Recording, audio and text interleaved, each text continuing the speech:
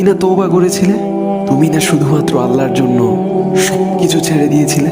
বুঝতে পেরেছিলে কোথায় তোমার আসল ঠিকানা? ভুলে গেছো? আবার কোন পাপ তোমায় গ্রাস করে নিল?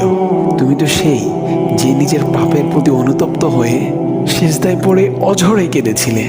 তাহলে আবার কেন দুনিয়ার ধোঁকায় পড়ে গেলে? কেন ভুলে গেলে কোথায় তোমার আসল গন্তব্য? তুমি কি হার মেনে নিয়েছো নফসের কাছে? তুমি এত দুর্বল? ভুলে গেছো তুমি কার বান্দা? কে তোমার রব? তোমার রব তো সর্বশক্তিমান।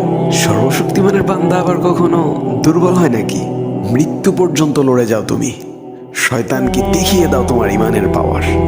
শয়তানের ধোকায় পড়ে অনেক পাপ করে ফেলেছো, তাই নিরাশ হয়ে গেছো তুমি, তাই না? তুমি কি জানো না তোমার রব কতটা মহান? তিনি তো তোমাকে ক্ষমা করার জন্য অপেক্ষা করছেন। তাই ফিরে আসো সেই রবের দুয়ারে, যার দুয়ার কখনো বন্ধ হয় না। ভিডিওটি ভালো লাগলে একটি শেয়ার করে দিবেন, হয়তোবা আপনার একটি শেয়ারও